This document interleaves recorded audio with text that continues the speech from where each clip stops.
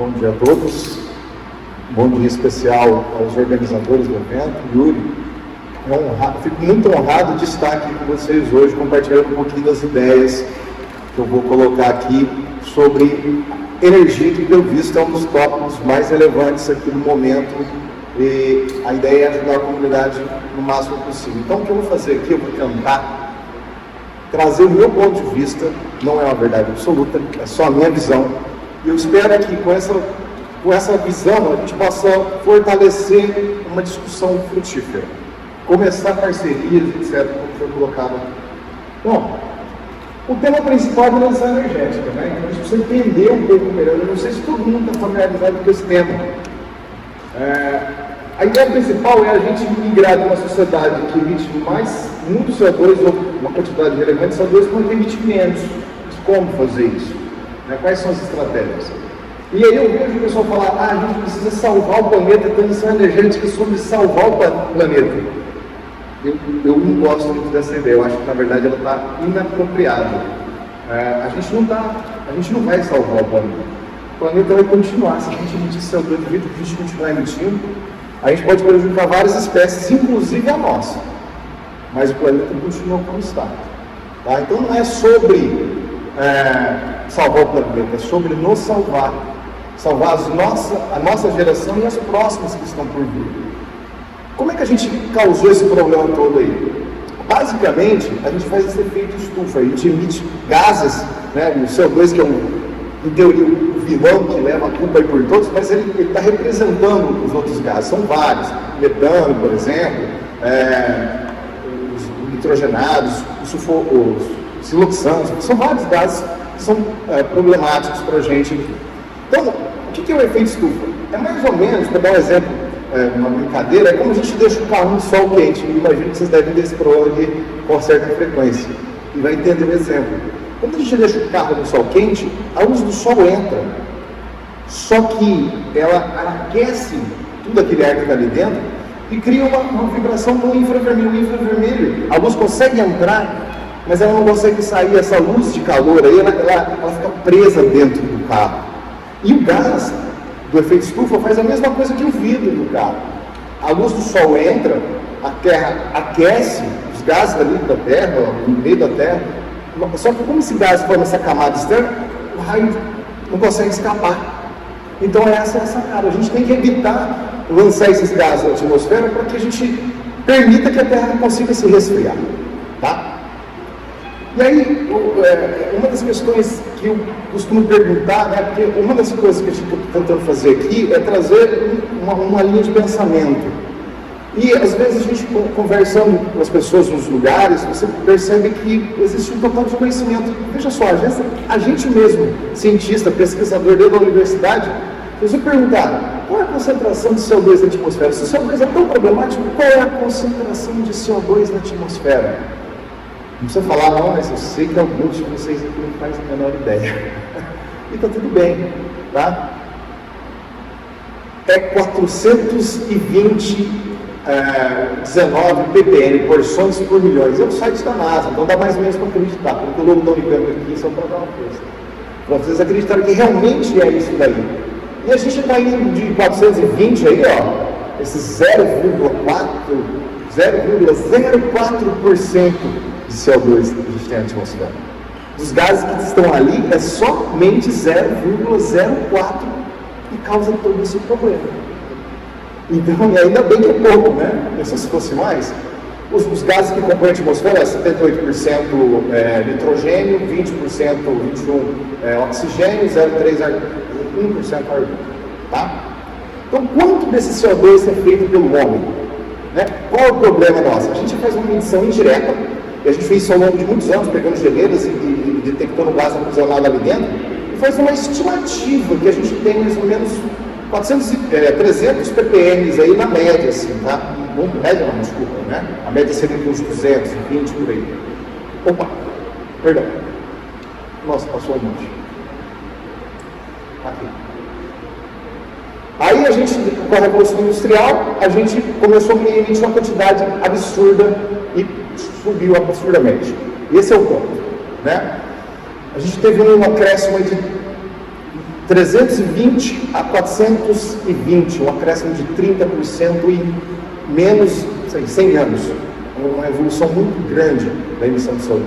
Então a gente precisa reduzir essa emissão de CO2, senão a gente vai ter esses problemas. E como é que a gente faz isso? A gente vai tentar substituir o diesel, por exemplo, por tecnologias renováveis, como solar, eólica, hidrelétricas, baterias, etc. Só que o problema é o seguinte, quando você vai falar de turbina eólica e solar, placa solar, a gente depende do sol, eles são intermitentes. O sol, a gente vai ter energia quando tiver o sol, a noite não tem. A gente vai ter quando tiver o vento. Então, a gente vai precisar, quando a gente produzir em excesso essa energia nossa, a gente vai precisar guardar em algum lugar. Qual é a forma mais inteligente de guardar? A gente vai discutir um pouco aqui. Não sei se é mais inteligente, aqui a gente entende ser mais inteligente. E quando a gente tiver deficiência, a gente precisa recuperar aquele lugar que a gente guardou. Seja numa bateria, seja outras formas que eu vou falar. Então vamos lá. Dentro desse contexto, a gente vai falar das tecnologias consolidadas. Eu sei que tem muito cientista aqui que está na fronteira, estudando coisas que são assim, extremamente tecnológicas, mas que tem um TRL, um nível de maturidade tecnológica baixo ainda. Então, aqui eu vou focar nas tecnologias consolidadas, tá bom? E para isso, eu vou falar de um trilema da transição energética, que vem com essas letrinhas aqui, SAS, que vem de Security, Affordability e Sustainability. Ou seja, a gente precisa de segurança energética. Tem que ter segurança, a gente teve um apagão ontem, e é sobre isso. Exemplo, o próprio ProAlta foi desenvolvido por conta da crise que teve com os árabes. Tinha deficiência na produção, no fornecimento de combustíveis. Os Estados Unidos e o Brasil buscaram alternativas e hoje os Estados Unidos é o maior produtor mundial e o Brasil está logo ali, figurando um dos maiores produtores de biocombustíveis do mundo, né? Isso tem que ser pagável, não adianta a gente fazer um combustível extremamente caro que a gente não dá conta de pagar. Então tem que ser pagável, a affordability tem que trazer, e tem que ser sustentável, né? Tem que ser limpo. Então todas essas tecnologias que eu vou falar aqui, a gente tem que pensar nisso, tá? Vamos lá. Eu não sei quanto dos colegas conhecem o Sistema Interligado Nacional. Quando a gente fala em armazenamento de energia, é fundamental a gente olhar esse cara. Então é esse mapeamento aqui, ó, você vai conectando todas as geradoras de eletricidade numa malha incrível, né?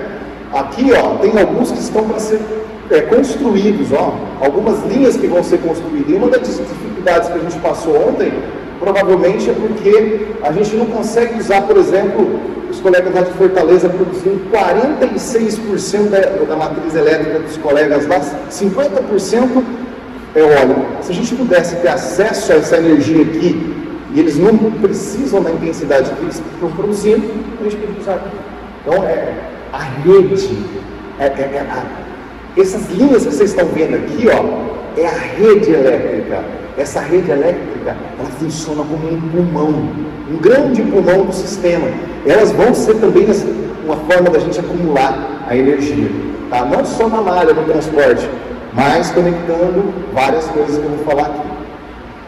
Então, tudo está ou estará em algum momento conectado. Parte do nosso desenvolvimento a nossa obsessão tem que ser interconectar todas essas ligações, porque não existe bala de prata, não existe tecnologia que vai resolver tudo, é um conjunto de tecnologias que vai ajudar a chegar lá.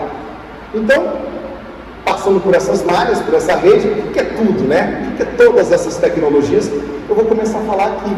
A gente tem que pensar sim no armazenamento por baterias? Sim, é uma fonte fundamental. A gente tem que pensar nas eólicas? Sim, fundamental, não só onshore como offshore.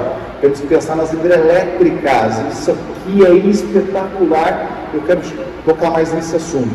A gente tem que pensar nas placas solares, que graças à China, em 10 anos, a gente aumentou absurdamente a nossa capacidade de renováveis por conta das placas estarem em baixo custo, né? Um custo de produção bastante baixo, chega aqui acessíveis para a gente. Temos que pensar também nos nucleares. Vamos chegar lá, eu sei que é controverso, a gente tem que pensar nas termoelétricas. A energia mais cara que tem é a energia que a gente não tem. Essa é a energia mais cara. e também é mais sujo. A gente precisa pensar em como fazer esse cara aqui ser mais limpo. Mas para não ficar só nesse blá blá blá, eu quero trazer um pouco de dados, a gente conversar um pouquinho sobre esses dados, né? Primeira coisa, o Brasil está hoje onde a Europa quer estar em 2050. Nós temos uma matriz elétrica mais limpa do mundo. Então a gente também tem que parar um pouco com esse sintoma de vira-lata e reconhecer que 90% da nossa matriz elétrica é limpa. Isso é espetacular. Dessa energia, vamos olhar aqui a energia do mundo, a energia gerada por o mundo inteiro, as energias somente renováveis. Quem é que domina? As hidrelétricas. São as hidrelétricas que são os grandes geradores de energia. Depois, eólica e solar. Tá? Aí a gente começa a pensar, porque a gente, se tem tudo isso aí de renováveis na rede, né? A gente está falando aqui, de 36%, a gente tem que armazenar em algum lugar. Como é que a gente faz esse armazenamento hoje? Tirando o verdadeiro armazenador, que é as hidrelétricas, a bacia da hidrelétrica é a grande bateria do sistema. Essa é a grande bateria do sistema. Tirando ela, os que são feitos artificialmente, por exemplo, a gente pode bombear água numa parte superior, onde tem um relevo, uma região mais alta, ou pode construir sistemas que a gente consegue bombear essa água e depois recuperar como se fosse uma hidrelétrica reversível. Então, no mundo inteiro, 93% aí, essa hidrelétrica reversível. Tá? E a gente usa a nossa bacia de hidrelétrica aqui no Brasil para poder aceitar as renováveis, senão elas não têm vez. Aí todo mundo fala assim de baterias. A bateria que tem que ser a grande armazenadora da rede. Cara, a bateria é menos de 5%. Tá? Pensando ainda nas baterias, a gente tem as de lítio, ferro e fosfato, daquele percentual, né? A gente tem as de lítio, ferro e fosfato como as maiores, com maior participação, as baterias de chumbo ácido, que são mais antigas, mas tem todo um ecossistema já montado de indústria no Brasil, bem resolvido, né? Então você tem os produtores locais, né? E uma pequena quantidade de capacitor, e o capacitor que faz muito sentido, porque é um sistema de potência, né? Agora, é muito importante olhar isso aqui. Eu estou colocando aqui nessa coluna as tecnologias de storage, o custo nivelado de storage, do jeito que falam e do jeito que eu acho que tem que ser calculado. Tá? E o retorno de investimento. Então, se a gente vai colocar essas coisas, a gente tem que ter esse retorno de volta. Tá? Nenhum capital privado vai colocar investimento se não tem um retorno de volta, ou se não é um investimento do Estado. As hidrelétricas, elas têm de 50 a 100 anos para ter o cashback, o pagamento desse retorno de investimento. Só que produzem a eletricidade mais barata que a gente pode ter acesso, 0,1 a 0,01 a 0,05 dólares por quilowatt-hora. Aí, o que está acontecendo? Por conta dos investimentos, por conta de questões ambientais também, controversas ou não, você tem uma implementação muito maior de utilities solar e eólicas. Por quê? Primeiro, o retorno de investimento é mais rápido. E, aparentemente, à primeira vista, o custo do quilowatt-hora é muito similar à hidrelétrica. Só que tem um catch aqui. As hidrelétricas estão pagando essa conta, porque ela deixa de operacionalizar quando você tem excesso. O operador nacional do sistema, que organiza todo aquele ligamento das redes, fala assim, corta aí, deixa passar água direto. Para não produzir, porque você tem que casar oferta com demanda. Então, o custo que a hidrelétrica, o valor que a hidrelétrica deixa de gerar, ele tem que ser aplicado aqui. E quando você faz essa normalização, esse custo fica bastante mais próximo de uma tecnologia que produz energia do jeito caro, que nem as nucleares. A nuclear, ela tem um lance aí, à primeira vista a gente olha e a gente fica com a sensação que ela é suja, e fica com medo de várias questões que eu já vou entrar nelas. Mas não é bem assim. Quanto mais você estuda a hidrelétrica, a nuclear, mais você vê que ela é segura, que tem engenheiros extremamente competentes, vários técnicos lá, coordenando aquela segurança, né? Ok, só que o custo da energia é caro, né? Ou seja, mas ainda mais caro é não ter energia. Então a França, a própria Alemanha está voltando atrás, a França está ampliando bastante a participação de nuclear na sua matriz, né?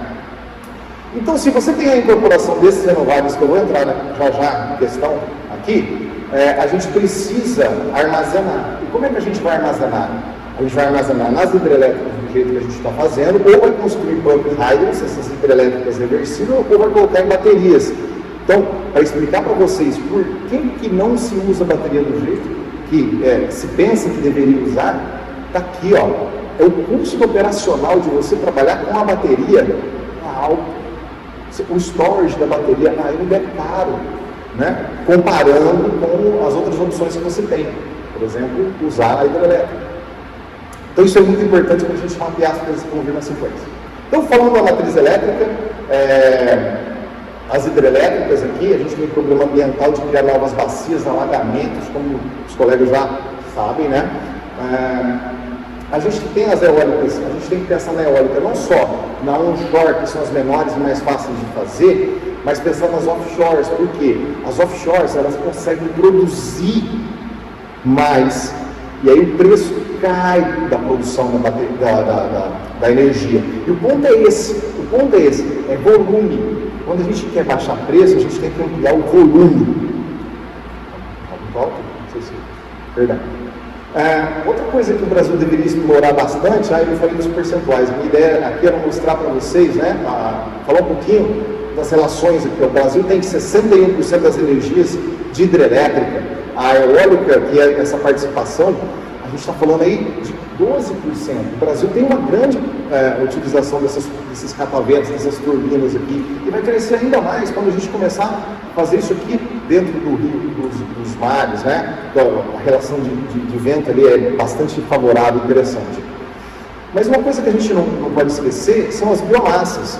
A gente tem uma grande capacidade de produção de gás, né? E ao mesmo tempo, colateralmente,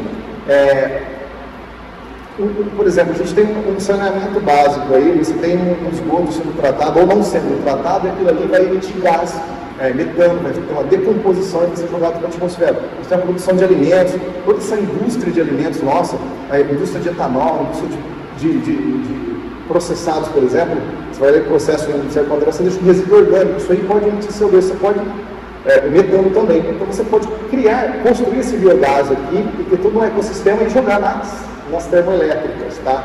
Uma das possibilidades por exemplo, um projeto de pesquisa que a gente tem com a Amber, que é uma subsidiária do grupo JLF, é justamente como melhorar o processamento dessa biomassa aqui e trabalhar a produção de biogás, biometano, para ser levado a uma termoelétrica. Então, a termoelétrica, o problema é usar o combustível fóssil nela, né? O carvão, o gás natural.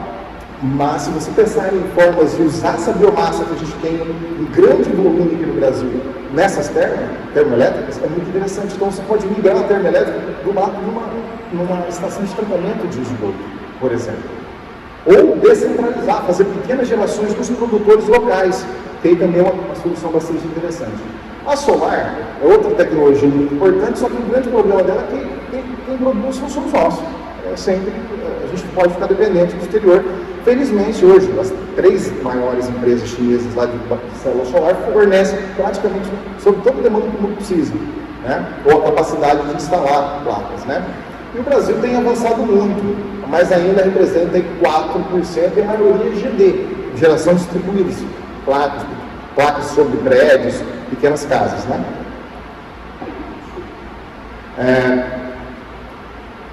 Uma das coisas que eu acho complicada da energia nuclear, eu não gosto daquela caricatura que você tem no Simpson, e o Brasil aqui ele tem 2% de energia nuclear, que saiu ali na...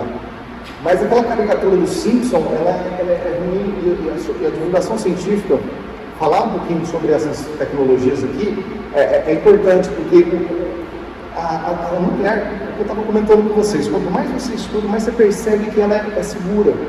E o hidrogênio, que é um dos temas que eu vou entrar na sequência, é o oposto. O político, o marqueteiro, ele acha a solução brilhante e encantadora, vai resolver todos os problemas do mundo. Mas quando você vê o problema do transporte, quando você vê o problema do armazenamento daquilo ali, você isso é perigoso pra caramba. Não só perigoso, né? É caro, é difícil de fazer. E as baterias, e agora eu vou entrar nessas questões aqui das baterias, vou começar a falar um pouco mais sobre as baterias, né? Então, se bateria e hidrogênio é aproximadamente 0% da nossa capacidade de armazenamento no Brasil hoje, essa é a verdade, é praticamente nulo a nossa capacidade de armazenar em hidrogênio e bateria. Por que está todo mundo falando que a gente deve ir nessa direção? Você vê discussões acaloradas sobre esse assunto, né? Entusiastas do hidrogênio achando que vamos resolver todo o problema de bateria e hidrogênio. Vamos lá, vamos falar dos prós e contras aí. Será que a gente está ficando maluco com essa história toda ou tem um pouco de lógica? Uma questão que a gente tem que discutir é como é que a gente conseguiria, ou se é possível, ou se a estratégia do Brasil é produzir mais hidrelétricas.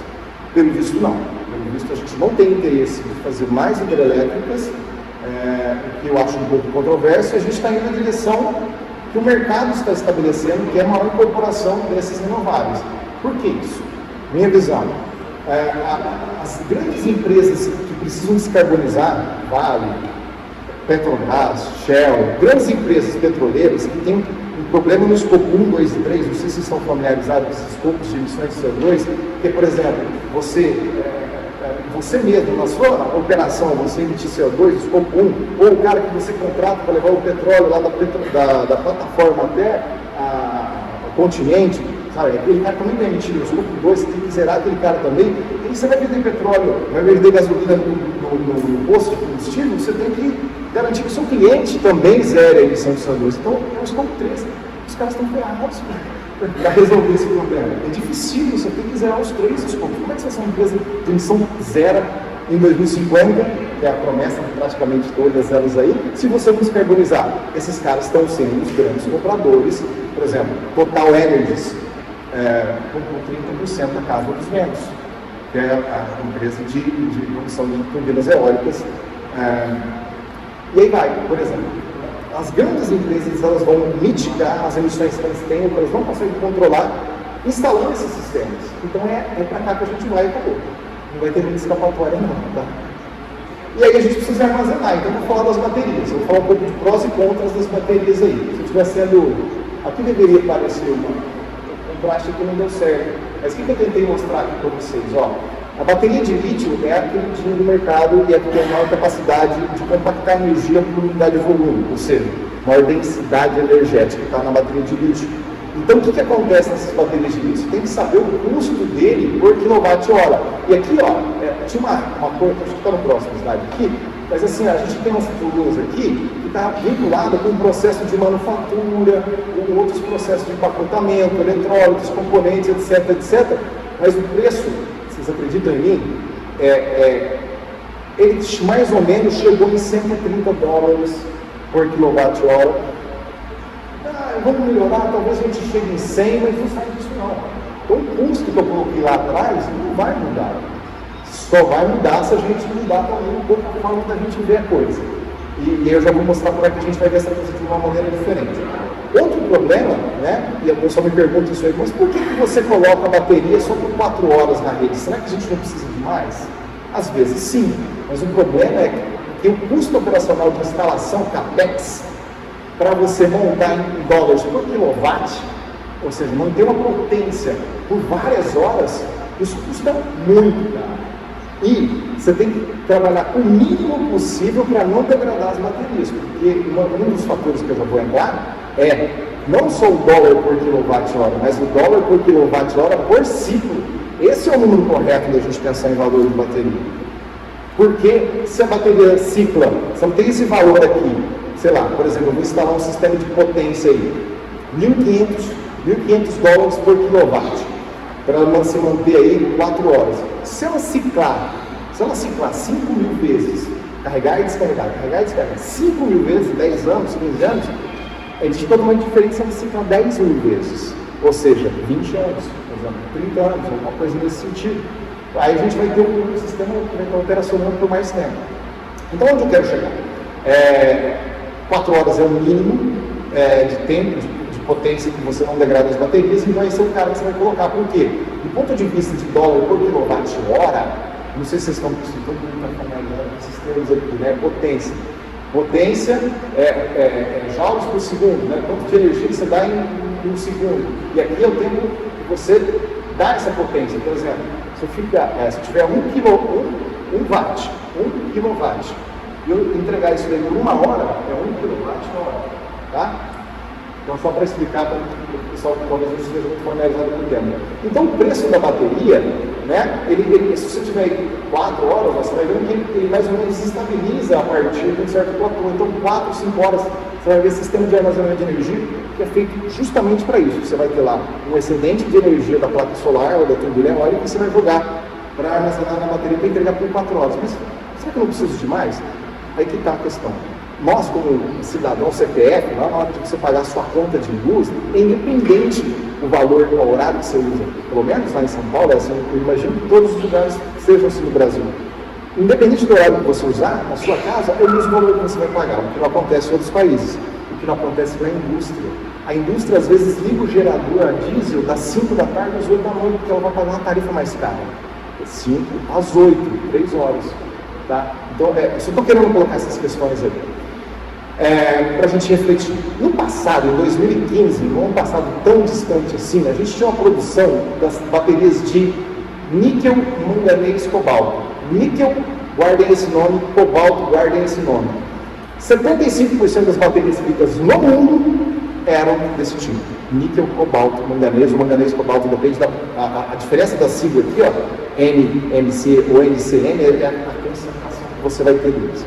A outra bateria é a LFP, e outra de níquel, cobalto, alumínio aqui. Então, essa bateria LFP, ela representava 10, 15% em 2015, e ela está dominando o mercado, ela vai representar 35% em 2030. Tá? Por quê? Vamos entrar nessas questões, vamos entender por que a gente está indo nessa direção. E por que eu estou falando isso? Porque quando você vai fazer sua pesquisa, se a gente, na universidade, não sair da Torre de Marfim, ou seja, só ficar naquele mundo nosso lá, e não buscar uma aplicação, se você não ficar próximo dessas tecnologias, se você quer fazer bateria, dificilmente você vai ter condições de levar o seu produto ou a sua tecnologia para o mercado, porque nenhuma empresa vai mudar o processo dela para abril por conta da sua pesquisa. Então a gente tem que entender o que o cliente, por exemplo, uma fábrica de bateria precisa para você ver o que você pode vender para ele. Tá? E aí os desenvolvimentos atuais, ou seja, a moda da pesquisa da bateria está em cima das baterias de LFP avançado, porque elas vão dominar o mercado. Por que elas vão dominar o mercado? Porque, o que eu falei que era a coisa mais cara da bateria? Potência. Potência é o segredo da bateria, é o que custa caro. Olha a bateria mais potente de todas. Ó, dentre as 3 melhores, as 3 com TRL mais avançadas, as 3 que estão no mercado, a bateria, esse gráfico aqui interessante, que ele vai colocando de 1, 2, 3, 4, e vai ponderando energia, custo, vida útil, performance, segurança e potência. Então, a bateria que é mais potente, que traz uma das agonias das pessoas que usam um carro elétrico, por exemplo, é ficar sem recarga, então eu posso recarregar rápido, e pegar fogo. Então, são 2 vertentes, angústias das pessoas sendo resolvida por esse cara aqui, por essa bateria. Ela tem uma energia menor, ou seja, você precisa de mais bateria para ter a mesma quantidade de armazenamento que essa aqui teria por quilo, por exemplo, ou por litro. Tá? Então, só trazendo esse ponto, que segurança e potência são vitais na bateria. Então, na hora de você desenvolver sua pesquisa, os meninos que estão, as meninas aí que estão, desculpa, né, os adultos, eu chamo os meus alunos de meninos, ou meninos aí, não é muito legal, perdão. Os adolescentes, os adultos, jovens adultos que estão aqui, no fundo, pensem sobre isso. Na hora de desenvolver um novo eletrônico para sua bateria, na hora de montar um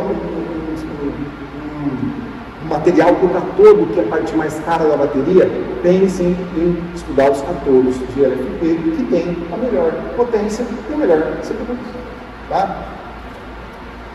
Estava falando para vocês que o pessoal, apresenta que a bateria é em dólar por quilowatt-hora, mas eu acho que é inapropriado. Por quê?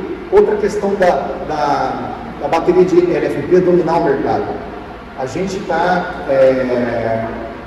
vendo que a degradação dela aqui, a capacidade dela, a saúde dela, 100% de saúde, por exemplo, depois de 4.000 ciclos, ela perdeu 10% dela, dessa capacidade. Olha as outras baterias, como elas degradam mais rapidamente. Então, o custo certo de a gente pensar é por ciclo, dólar por quilowatt por ciclo. Outra questão extremamente dura contra a NCM e NCA é o níquel. O pessoal fica numa angústia muito grande. A bateria é muito lítio suficiente para todo mundo. E isso, a bateria de sódio funciona. Cara, o problema da bateria de lítio não é o lítio. Você tem lítio adoidado, você precisa refinar ele no lítio necessário para todas as coisas que eu vou colocar aqui na sequência. Mas o problema é o níquel. O níquel está na Indonésia. O maior produtor do mundo de níquel é a Indonésia, que fez um acordo com os chineses para refinar metade da produção na Indonésia. A outra metade é levada para a China. E a China, depois disso aí, ele pega, como faz no Brasil, faz a mineração, tira para o caminhão, coloca as pedras grandes aí, em cima dos caminhões, vai para o trem, vai tira o CO2 até lá no barco, depois os grandes cargo ships levam todos esses minérios lá para a China, tem um disso é doidado. E todo mundo faz isso, por quê? Porque os chineses compraram parte dessas mineradoras no Brasil e no mundo, e para produzir o preço que eles produzem, eles só conseguem isso por conta do volume. Volume. Então não adianta a gente refinar também no Brasil, porque a gente não vai ter preço competitivo. Ou a gente pode fazer igual o pessoal da Indonésia fez por força do Estado, colocando mais custo, mais pressão na história, gerar emprego e manter um pouco dessas coisas aqui no Brasil, porque o que eu acho que é certo. Quando eu tenho a oportunidade de falar com deputados ou governador, quem for, assessores, eu tento levar essas ideias. É fundamental que a gente refine aqui. O pessoal da Indonésia começou a fazer isso, mas não conseguiu continuar. Ou seja, a fábrica de bateria está onde? Está na China, está no Japão, está na Coreia, está nos Estados Unidos. Ou seja, entre minerar, tem que refinar, levar para o grau bateria e depois produzir os cátodos, produzir a célula, você quer fazer um intercâmbio? É esse lugar que você vai, na China. Tá? A China, ela produzia em 2022, olha o número, 893 gigawatt-hora de bateria. É isso aí que eles estavam produzindo. E em 2027, espera-se que ela vai sair desses 77%, porque o mundo inteiro está correndo atrás de produzir bateria, para 69%. Mas olha só, a gente vai sair de um negócio aqui de 1,210 elevado a 15 watt-hora. 1,2 mega gigawatt-hora para 8,9 mega gigawatt-hora. Ou seja, a gente vai sair de 10 elevado a 15 para praticamente 10 a 16. Vai aumentar uma ordem de grandeza na capacidade de produção de baterias em 5 anos. Então a corrida é muito grande. Por que eu estou falando isso? Porque embora você tenha dinheiro para produzir a bateria, você não vai ter capacidade de refinar minério no grau bateria na velocidade que precisa ter. Então é isso.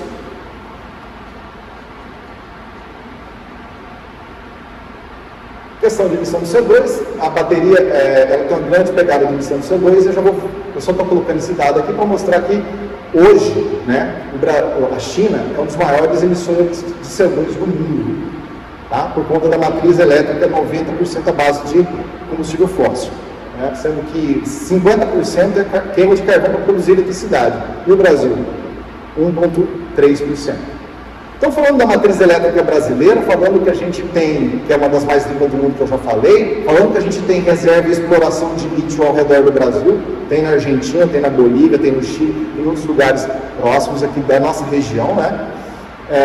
A gente tem grandes investimentos acontecendo nessas empresas de mineração, principalmente com o dedo chinês, com o dedo dos americanos, etc.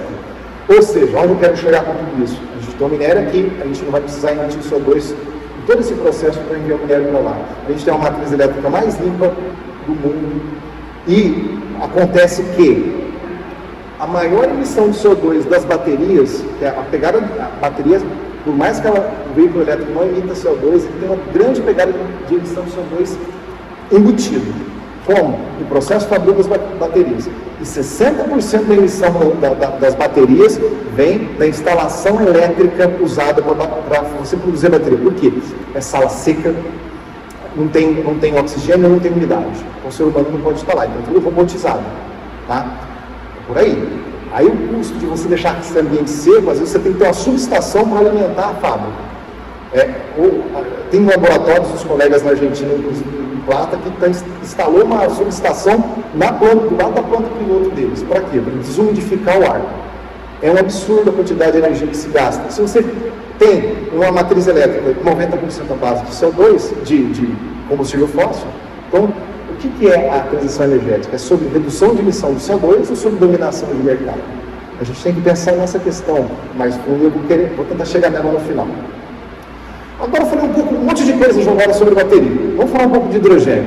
Eu vou começar só com uma observação. Não tem nada contra nenhum elemento da tabela periódica. Muito menos o hidrogênio. Mas será que o hidrogênio verde vai alimentar o nosso futuro? Vai ser o grande gerador de energia do futuro?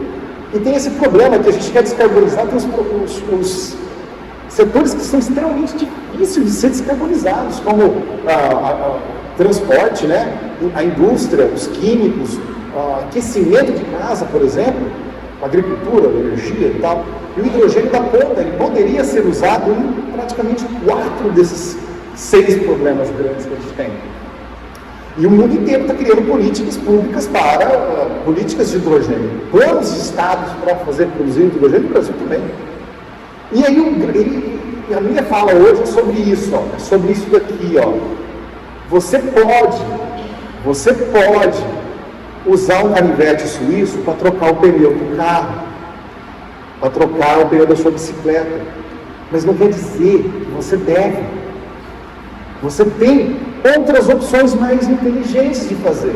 Então, pensar no hidrogênio como um canivete suíço que resolve todos os problemas do mundo, que é o salvador da pátria, não é a forma mais inteligente da gente gastar o nosso recurso limitado.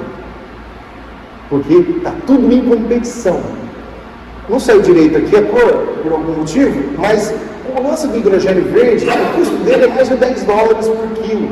Né? Ou, se a gente quiser pensar de outro jeito, $10 mil por tonelada. E outras cores de hidrogênio, tem o hidrogênio pink, feito da nuclear, tem o hidrogênio azul, que você captura o CO2. Esses caras aqui eles têm uma pegada interessante, por isso que eu estava falando das nucleares, pensando no hidrogênio aqui, pensando nesse hidrogênio azul ou turquesa, que você pega. De onde vem o hidrogênio cinza? O hidrogênio cinza vem da reforma do metano, CH4. Você tira o hidrogênio dali, sobra o carbono ou o CO2. Então, depende do processo que você tem. Se você conseguir capturar o CO2, você tem um grande ganho na pegada ambiental. Tá? Essa aqui é a visão Teletubbies do hidrogênio, a versão que tem milhões de cores. Né? O hidrogênio não tem cor. Depende do processo que você faz ele pode ser verde ou rosa, ou essas coisas que vocês estão vendo aí. Essa é a cor verdadeira do hidrogênio. Ó. O hidrogênio é feito por combustível fóssil. Tá? 99% é feito da reforma do metano ou do carvão. 1% é renovável. Tá? Entende onde eu quero chegar? Pessoal, você tem uma demanda crescente por hidrogênio por vários processos. A gente produz no mundo hoje 94 megatoneladas de hidrogênio. 94 megatoneladas de hidrogênio que a gente produz, e essa coisa só está crescendo e vai crescer mais. Só que para fazer isso a gente emite CH4, tem carbono, e na reforma, quando você usa oxigênio ou algum processo de reforma, o Steam Methane Reform, tem vários processos que você usa de reforma, você emite muito CO2. Para produzir 94 megatoneladas, 830 megatoneladas de CO2. Será que é só eu que fico indignado com isso? É muito CO2. Então, antes de pensar no hidrogênio como a solução, a gente tem que pensar no hidrogênio como um problema. O hidrogênio, antes de ser pensado como solução, ele é um problema. Tá? Aí a gente usa, ou poderia usar o hidrogênio para fazer um milhão de coisas. E essa escada aqui do hidrogênio é super legal. Por quê?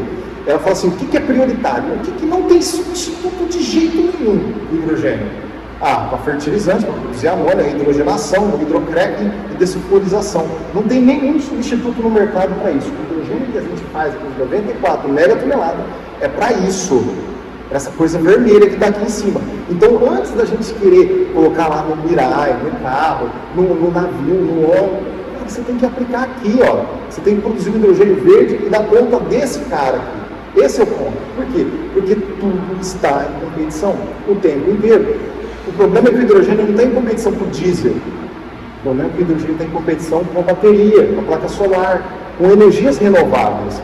E é esse que eu vou começar a entrar. E a economia funciona desse jeito. Por isso que eu estou falando o tempo inteiro de quanto custam as coisas. Porque a gente vai fazer o que for mais barato. A gente vai fazer o que for mais barato.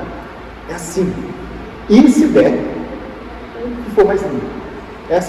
O ser humano geralmente faz assim. Essa é a visão realista da coisa.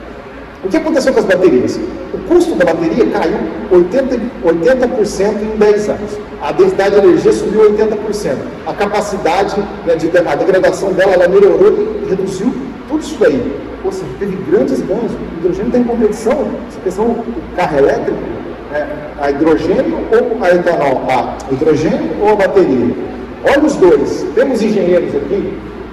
Levante a mão os engenheiros aí que olham um veículo a hidrogênio com toda essa tecnologia. Esse aqui é um raio-x dele, esse aqui é um veículo elétrico. Os dois são elétricos, as duas plataformas são elétricas, só que essa plataforma aqui é a movida a bateria. Qual é o mais simples de montar? Qual é o que vai dar menos manutenção? Wilson, você é contra o hidrogênio? Não sou eu não, é o mercado. Se você pegar 30 kWh de energia no seu carregador, na sua bomba, no seu de combustível, ou lá no abastecimento do hidrogênio, você vai andar com o veículo a hidrogênio 88 km, no fóssil 41 e no elétrico 160. Mas então o hidrogênio funciona para caminhão grande. Você pegar o hidrogênio, aqui, o hidrogênio está aqui, ó. O hidrogênio, para a gente andar 800 km, eu vou precisar de 2.248 kWh. Aqui para a bateria, 848. É muito mais eficiente usar elétrico para a bateria e do ponto de vista ambiental, ainda melhor. Por que isso? Por que ele tem essa vantagem? Porque, embora ele tenha uma perda, um veículo elétrico tenha uma perda de 30%, ele recupera 22% na frenagem regenerativa. E aí, no final das contas, ele fica com... ele consegue usar 87% da energia que ele usa. Tá? Passando meio rápido aí, que eu acho que eu estou meio enrolado. Combustível fóssil, o que a gente entrega de energia que entra para a roda é 15 a 16% de eficiência. 16 a 25% de eficiência. Mas não é só isso, a gente está olhando do carregador para frente. Tem mais problemas. Se você pegar uma turbina eólica na placa solar e pegar esses 100 kWh, para armazenar energia, vocês vão aprender desenvolvendo a bateria de vocês aí, ela vai dar uma eficiência de 95% de eficiência. Isso, então, ou seja, você pegou 100 kWh, você vai devolver 100 kWh. Tá bom?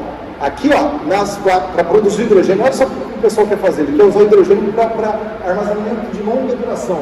Aí você pega a energia, ela dá limpa, você vai produzir eletrônicos, vai produzir hidrogênio, vai tendo perdas, vai tendo perda de 70%, aqui você ficou com 70%, é a eficiência do processo, você tem que comprimir, você tem que guardar, levar para um lugar de armazenamento, que seja. Depois você pode usar uma turbina, uma célula combustível, tem uma eficiência aí de 30% ou até 60%, depende, tem célula combustível que tem eficiência de 60%, ou do 100 aqui, ó, eu posso ter até 36 kWh, depende do sistema, se célula combustível, se é motor. Você tem muitas perdas no processo. Então não é o Hudson que está falando, são as vendas globais de veículos falando que é muito mais inteligente, muito mais econômico você ter o veículo elétrico a bateria. Com essa comparação da infraestrutura dos veículos vendidos elétricos a bateria e do célula combustível. Não tem venda. E para o Brasil, qual que é a solução nossa? Qual é a solução para o Piniquim? A solução para o Piniquim transitória é a gente trabalhar com veículos híbridos, veículos elétricos híbridos. Tá? ele vai ter a menor emissão de CO2 na análise do ciclo de vida completa, desde a mineração da coisa até a reciclagem. É o que vai ter menor emissão frente à gasolina, frente a outras coisas. Só que ainda é possível ter uma redução ainda maior, e a gente está pensando na transição energética sobre redução de emissão de CO2. Então, a gente tem que buscar esse alvo, ter o veículo elétrico, a bateria, mas você tem que construir toda uma infraestrutura que pode demorar 10, 20 anos ou mais. Então, nesse meio termo, a gente vai trabalhando com os híbridos. Essa é a solução para o Brasil, ou usar o etanol diretamente, né? Só que não tem em todo lugar. Esse que é o problema. Então, política pública para a redução de emissão de CO2, essa transição energética é sobre isso, é a gente desenvolver bateria localmente, é a gente aumentar a produção de biocombustíveis, tá? É a menor pegada de carbono. Vamos lá, back to hydrogen. O hidrogênio, o grande problema dele é eu estou indo muito além do meu tempo. O problema é se você vai descarbonizar o transporte, vamos usar hidrogênio no navio. Cara, para você ter energia suficiente, você compactar o hidrogênio, você tem que abaixar a temperatura absurdamente, 243 graus negativo, 253 graus negativo, quase zero absoluto. Como é que a gente faz isso? Quando a NASA vai soltar um foguete com hidrogênio líquido, 46% do hidrogênio escapa.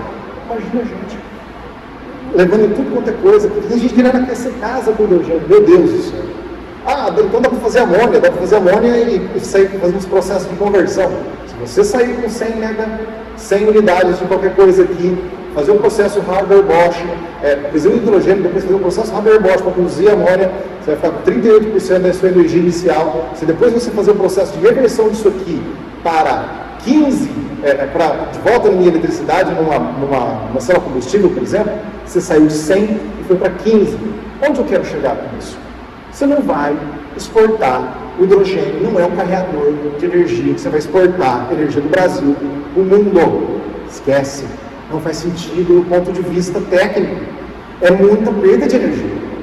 A gente pode exportar amônia, não tem problema, para usar como fertilizante, mas usar numa indústria que consome energia adoidado o hidrogênio, it's not gonna work.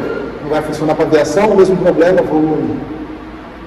Então, se a gente resolver amanhã fazer hidrogênio verde com a energia renovável, a gente vai usar 143% de tudo que o homem construiu nesses 10 últimos anos. Ou seja, 1,4 vezes toda a capacidade que a gente tem no mundo de produzir energia, a gente vai usar só para descarbonizar a primeira fileira da escada. Só a parte que é fundamental. Só o que tem que ser feito, que é o mínimo. Se a gente for para a segunda parte, 400%. Só a segunda parte. Aí tem shipping, né? Tem as coisas que são realmente pesadas, né? Hoje, 30% da energia do mundo é renovável. Então tem 70% varia ainda. Aí você vai usar energia para produzir hidrogênio para colocar dentro do carro. Entendeu? O problema, onde eu estou querendo chegar, não sei se está claro, mas você vai pegar a energia limpa, que não resolve todo o problema nosso. A gente ainda tem 70% para resolver. E a gente não consegue produzir essa energia. Ou seja, a produção de hidrogênio está em competição com a produção de energia limpa, que a gente precisa descarbonizar para a China. 90% queimando combustível fóssil. Qual é o sentido? E detalhe, estou falando da China, tem uma grande admiração por eles, mas quando ele emite CO2 lá, o CO2 ele não está nem aí para as fronteiras que o ser humano foi lá e estabeleceu. Ele, difusão, corrente de convecção, vai para todo lugar. O problema é nosso também. Quando eles emitem lá, o problema é nosso. Não saiu aqui, mas para a gente conseguir produzir hidrogênio em volume, a gente tem que produzir em hubs, em grandes centros. E o mundo está criando esses grandes centros. Qual é o problema disso? E quando você... o problema do hidrogênio é transporte e armazenamento, o problema principal. Quando você começa a aumentar o volume de transporte, você coloca em xeque essa questão dos hubs, dos grandes hubs de hidrogênio verde e hidrogênio azul. É difícil, é muito caro você ter sistemas que armazenam hidrogênio em alta pressão e baixíssima temperatura.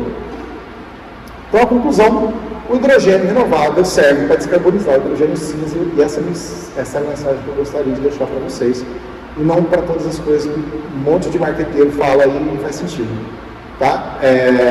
E se a gente produzir o hidrogênio em grandes hubs, a gente vai ter um problema muito sério de utilização, mas se a gente produzir do lado da refinaria, a gente consegue usar esse hidrogênio para dessulfurizar a gasolina, por exemplo.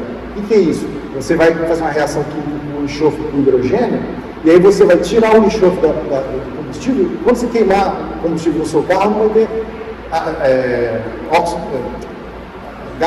H2S, acho que é H2S no céu, com a umidade da água em forma de chuva ácida. Tá? Isso é o que a gente faz na Unicamp hoje em dia para tentar ajudar nesses problemas. Eu vou passar um videozinho, espero que funcione.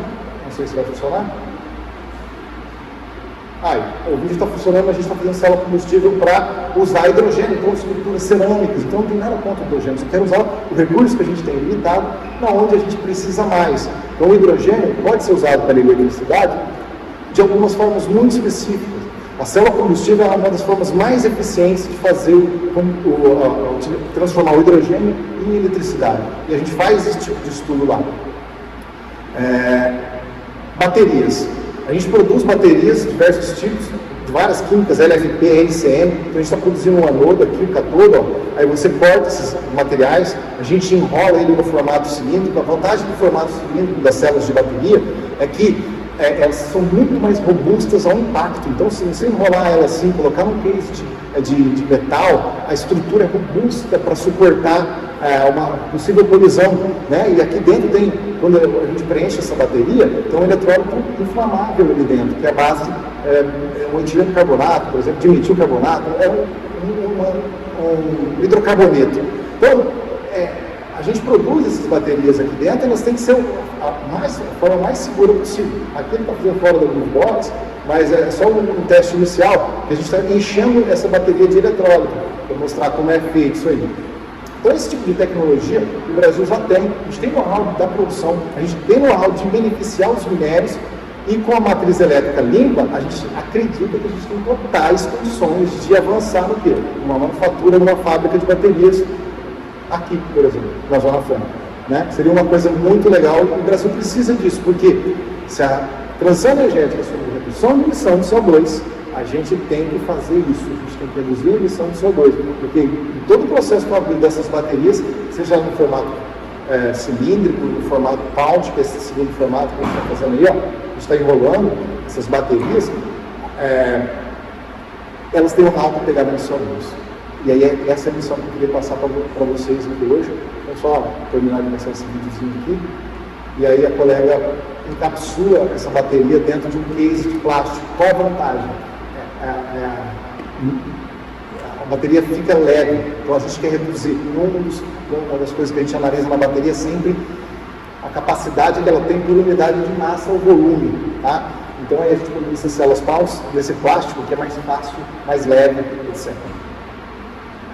Falei bastante, eu sou o Hudson Samin, fiquem à vontade para entrar em contato, está aqui meus contatos, eu vou deixar um QR Code aí, se quiserem escanear no WhatsApp esse daí. Obrigado, desculpa pela verdade.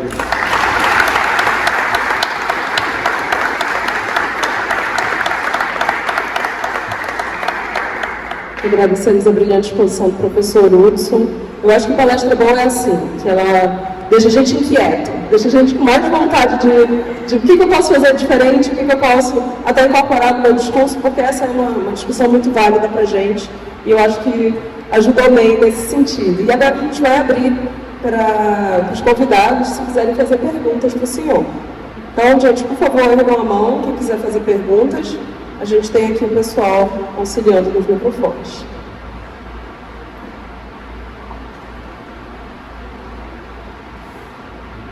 Muchas gracias por la exposición, muy interesante. Una pregunta sobre el tema del hidrógeno, por ejemplo, el utilizar hidrógeno como combustible, centro de combustible para un vehículo, para transporte, tiene la ventaja de que no hay pérdida de tiempo para recargar. Eso es un tema muy duro en las baterías actualmente. Entonces, una cosa es que pueda ser más barato, o es más eficiente la batería en la utilización de la energía, y otra cosa es que sea más eficiente en la carga. Y yo creo que las celdas de combustible que están usando ya hace tiempo para el transporte público van bastante correctamente, y si son de hidrógeno, yo creo que sí que son una opción para el transporte, por ejemplo. A questão é sobre a recarga. né? Se eu entendi direito. Tipo de carga. Tempo de carga. A bateria hoje, a gente tem bateria no mercado sendo vendida para carga em 5C. Isso significa que ela carrega em menos de 20 minutos. Você pega, o que é o C, né? O C é o tempo que a bateria leva para carregar completamente. Se ela tem 1C, ela vai demorar tipo 1 hora. Se ela tem 5C, ela vai ter 60 dividido por 5, 12. 12 minutos ela está com 80% da carga dela. E o grande problema nosso é a ansiedade. Porque a gente compra um veículo a combustão e a gente quer andar 400 km, mas no final do dia a gente não anda, ninguém, eu não sei se, acho que 90%, eu vi uma pesquisa que era mais ou menos 90% das pessoas não andam mais de 5, 10 km por dia do carro, mas ela tem um carro que anda 400 km. Então ela vai colocar 400 km de bateria de autonomia lá dentro, ela vai colocar 85 kWh. Com 85 kWh, pensando num Mirai, num Altis da Corolla, que é 1.3 kWh, você produz 65 carros de híbrido. Não vai ter bateria para tudo. Então a gente tem que fazer estratégias para dividir o veículo híbrido. Ele tem essa vantagem de você conseguir, e aí você pode usar combustão, você pode usar o motor a combustão, você pode usar o motor elétrico. Você tem, com certeza, né, uma capacidade de range, de autonomia. Tem veículo híbrido chinês no mercado que anda 1000 km de autonomia. Assim, a autonomia não é um problema mais. Você pode carregar 80% desses 400 km em 12 minutos.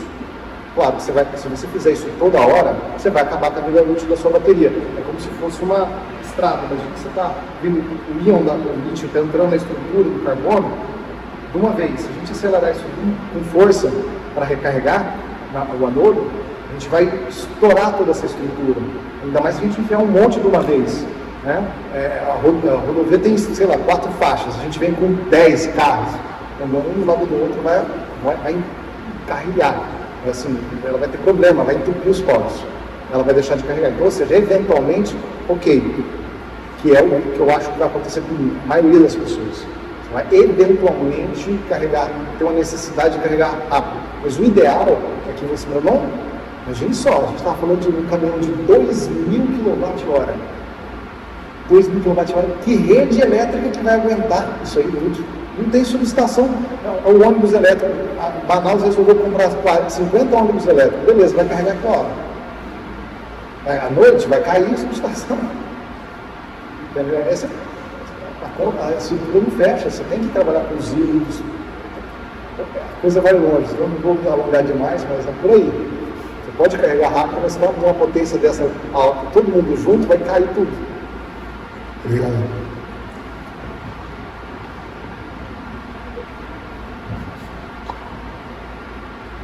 Obrigado, Wilson, pela sua palestra. Eu achei super interessante, aprendi muito realmente vendo sua palestra aqui ouvindo.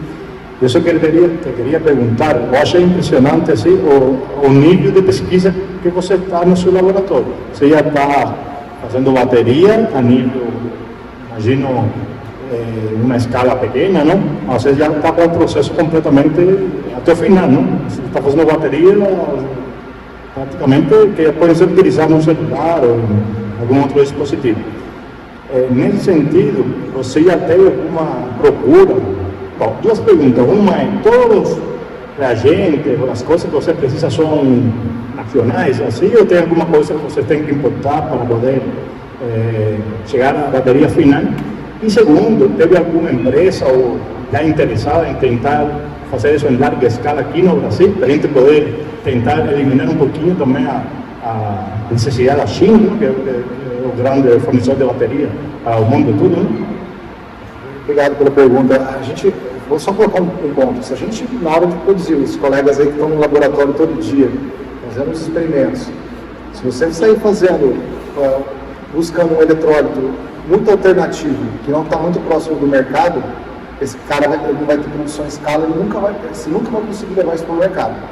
Então, se você eventualmente, Gibbs nos ensinou, né, que a energia do dispositivo é proporcional à tensão. No capacitor, a eletrostática nos ensina que a energia é proporcional ao V ao quadrado. Então, se a gente der um acréscimo incremental na diferença de potencial da bateria, adicionando um pequeno eletrônico, um aditivo líquido iônico, por exemplo, uma pesquisa que a gente faz lá, você amplia 30%, 60% da capacidade da bateria. É um tipo de processo que uma empresa de bateria poderia se interessar, porque você vai modificar o processo dela minimamente. Eles estão totalmente... se surgiu uma nova material de placa solar aí, você acha que as fábricas... Não sei se vocês chegaram a ver essas fábricas de bateria ou de célula solar. São extremamente sofisticadas. Você acha que o cara vai mudar o processo fabril dele inteiro por conta de uma melhoria de 2%, 3%? Não vai fazer isso. Você tem que ter uma coisa disruptiva para ter a empresa querer fazer alguma coisa nesse sentido.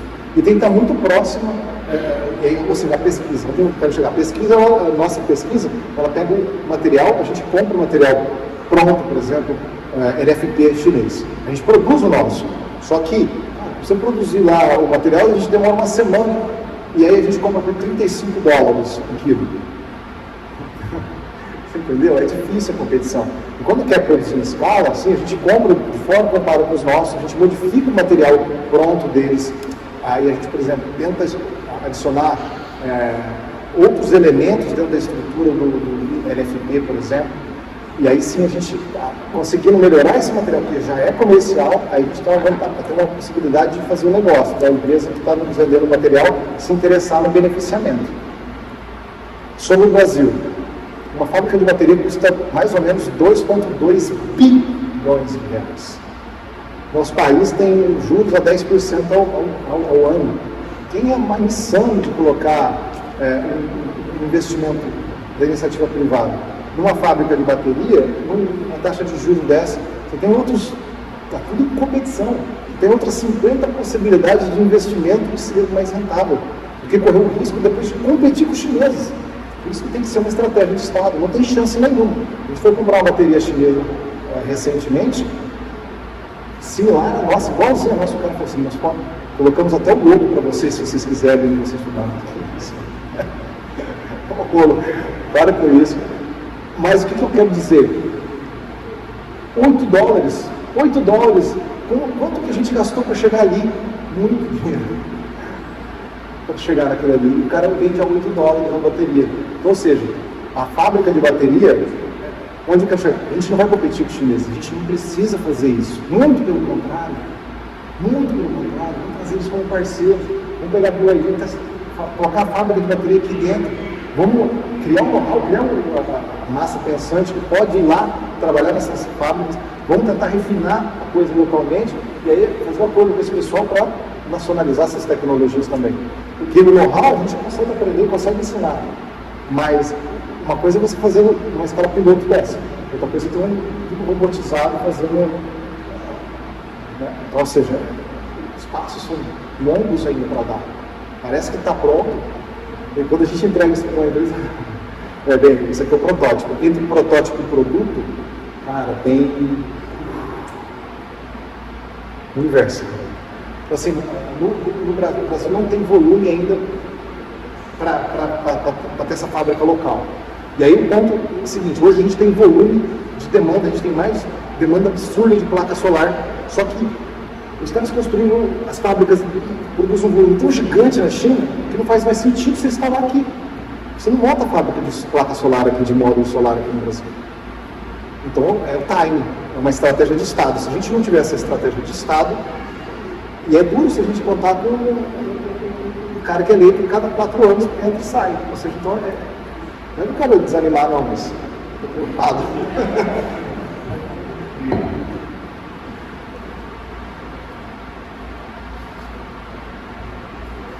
Obrigada, Hudson, pela excelente apresentação. Eu gostaria de fazer 2 perguntas, uma mais técnica e depois uma mais política. A mais técnica, primeiro, eu fiquei bem curiosa quando você mostrou o vídeo. Como você comentou, bateria odeia água, né? Tudo é feito numa atmosfera bem controlada, mas vocês montam em atmosfera aberta? Você pode falar um pouco sobre isso? Como que é o processo? Quando você faz em ambiente controlado, você usa aquelas luvas, glove box. Alguém já usou aquilo lá? É chato, cara. É terrível. É terrível. E aí, para a gente fazer o vídeo ficar mais didático, a gente estava comissionando igual eu dei um vídeo no LinkedIn mostrando a sala combustível. Deixa eu mostrar a sala combustível funcionando. É extremamente chato, é uma caixa fechada. O que tem ali dentro? Aí o que a gente fez? Pegou a célula, fez os contatos todos por fora, pegou um spray, botou fogo nesse spray, acho que era butano, e aí a queima incompleta dele gera CO, o monóxido de carbono. E esse cara é combustível da célula combustível. Aí fica bonito, você viu o fogo pegando na célula combustível, e o CO mais o oxigênio produz eletricidade. Aí fica bonito de ver. Então foi uma arte, uma questão estratégica de marketing. Muito obrigada, eu já estava desesperada para ir lá no seu lado aprender como que o seu montamento você era aberto. Vocês são muito bem-vindos todos lá. Essa é a pergunta mais técnica, agora a pergunta mais política. Eu concordo plenamente com o seu ponto de vista sobre o que é economicamente mais viável, que vai dominar, mas aí eu vou trazer um ponto de vista talvez um pouco mais pessimista. Você colocou lá que primeiro é custo e depois sustentabilidade. Você acha que a gente tem tempo de manter esse pensamento? Como que você vê as políticas públicas? Qual a regulamentação que precisa ser feita em relação a, como você falou, um problema do mundo? A China está fornecendo bateria, mas está emitindo pra caramba.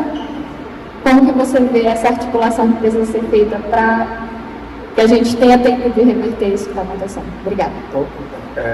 Então, eu falei tão rápido, coloquei muitos slides, eu falei muito rápido. Pode ter faltado oxigênio no meu cérebro, eu devo ter falado que eu achava aquilo, né? Assim, que pode ser que eu tenha falado isso, eu não sei. Tenho falado que que a gente vai fazer o que for mais barato. O ser humano faz isso, o mercado faz isso. Não sou eu, minha visão, eu quero sustentabilidade. É o trilema da transição energética, tem que trazer segurança, tem que ser pagável e tem que ser sustentável. Tem que ser sustentável, não tem outro jeito, senão continua como está, mais barato. Então esse é o ponto que eu acredito, né? Eu acho que tem tempo, mas assim, atingir a meta de 1,5 graus de aumento de temperatura, como está sendo colocado, não vai passar. A gente vai emitir muito CO2 ainda em todo o processo. 2050, 2060 a China promete ser neutro de carbono, e se acontecer só em 2060 aqui, cara, a China cresce um Brasil de energia elétrica por ano. É um absurdo a quantidade de energia que eles produzem. Fazer tudo isso aí renovável, no tempo que está se colocando, é um desafio impensável. Eu só acredito que são eles que têm essa capacidade de mover as coisas de estado assim, absurda, é incrível o que eles conseguem fazer. Eu fui lá, fiquei impressionadíssimo, né, com o país. E eu não acredito que a gente, como ser humano, vai conseguir reduzir as emissões de CO2 como se seja físico. Infelizmente não, mas deveria. Muito obrigada.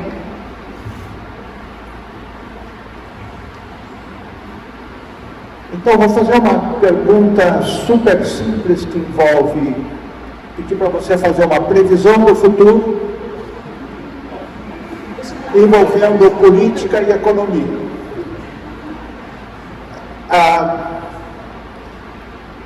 Bom, atualmente um dos maiores geradores de CO2 e também o aquecimento global é o uso de combustíveis em carros e caminhões. Mas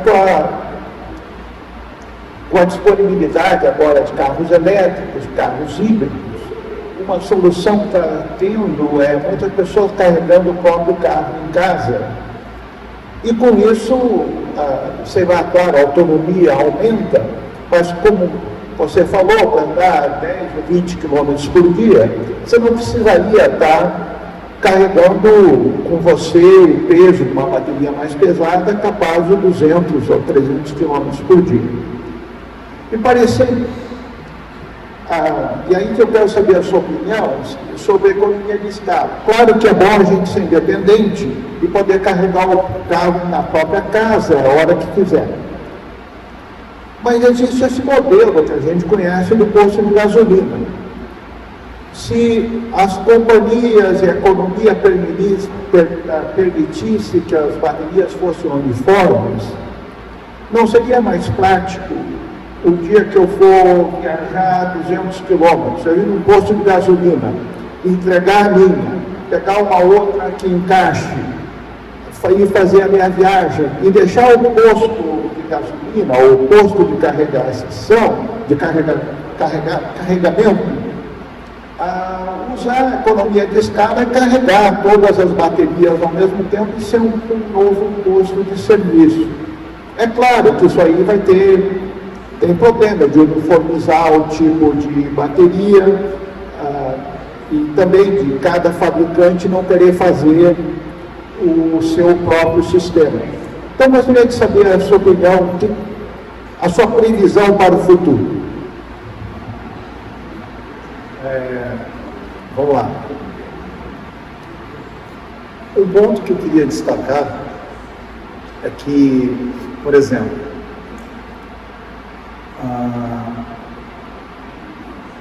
se você carrega o seu veículo na sua casa, se você tem um veículo a bateria, você carrega na sua casa, com certeza a forma mais inteligente é você ter uma bateria menor e modular. E até uma empresa de Israel que faz isso. Você vem, você abre a parte de trás do seu carro e encaixa várias baterias cilíndricas. Assim, são conjuntos de várias baterias lá dentro, encaixa. Você quer, durante a semana, você não precisa trabalhar com uma só. Aí você, na hora que você vai fazer uma viagem, você coloca 5, 6, 10, quando você quiser. Quais são os problemas? Primeiro, o ser humano, né? Alguém vai querer dar vou ver alguém aí, já aconteceu que teve uma empresa no Brasil que quebrou fazendo essas coisas, tentando fazer isso, né? Não deu certo. A questão é, como é que você vai garantir que a bateria vai ter o mesmo estado de saúde? A bateria pode estar, entre aspas, doente, está com 80%, 70%. Se fosse vai aceitar essa bateria de volta? Ou seja, tem várias questões políticas ainda que tem que ser resolvidas. Por exemplo, quem é o dono da bateria? Quem comprou o carro? Se essa pessoa, ou quem fabricou a bateria, ou quem fabricou o carro? Quem é o dono da bateria? Que alguém tem que dar conta dela depois no final para reciclar. Sem dono, ela vai para o lixão, né? Como acontece com 99% das baterias de lítio hoje. O pessoal vai usar cigarrinho eletrônico, a bateria vai para o lixo. Todas. Não tem uma que sobrevive. Então, ou seja, regulamentar quem é o dono da bateria vai ajudar muito nesse processo que você está falando. Por quê? Porque aí, se é um posto de combustível o dono da bateria, você vai poder chegar a trocar, né? Desde que a bateria tem um mínimo de vida, né? Essa bateria pode estar estufada, o cara vai aceitar essa bateria de volta. Em outras palavras, eu já ouvi falar sobre um modelo de negócio assim, acho que é possível fazer. Eu desconfio que não vai dar muito certo aqui no Brasil, porque não sei, eu tenho a sensação que seria um espaço perigoso, do ponto de vista de carregar um monte de bateria no mesmo lugar, mas o posto de combustível também é, né? Então, ou seja, tem que regulamentar, tem que entender as questões técnicas, tem que ver como dar conta disso aí, fazer isso aí funcionar direito. Mas eu preocupado com o furto, com a qualidade das baterias, não entrega uma bateria com 100% da estado de saúde, você pegou uma de 60%, sabe? Não sei como regulamentar isso direito, mas devagar.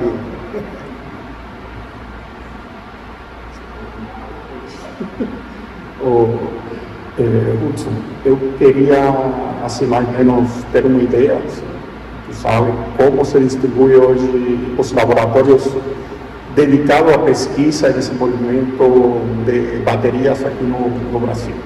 Se tem mais ou menos uma ideia de como está essa distribuição no país.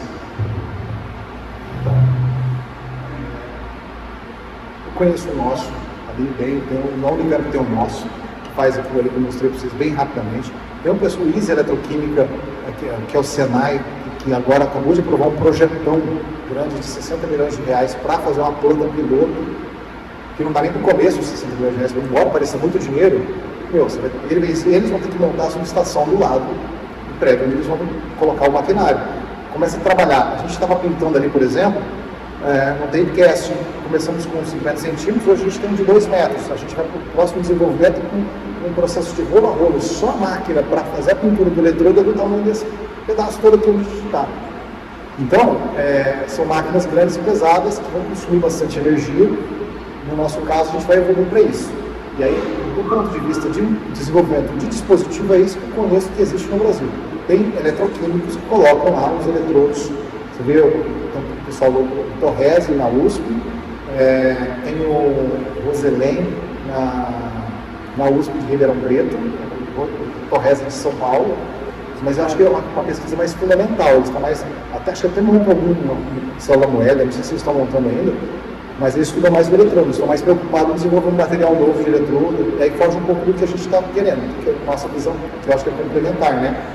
A gente está tentando ver o processo fabril atual, fazer uma pequena modificação incremental para melhoria do processo, e tentar, através do desenvolvimento desse processo, viabilizar que alguma empresa faça. E aí a gente quer chegar no final do dia, formando as pessoas e tendo know-how. E aí a gente pode um dia virar a Nike. Não tem uma fábrica de tênis, é um dos maiores produtores de tênis do mundo. Vai lá e leva a receita, o design para produzir no Vietnã, no Brasil, na China, onde for. Né?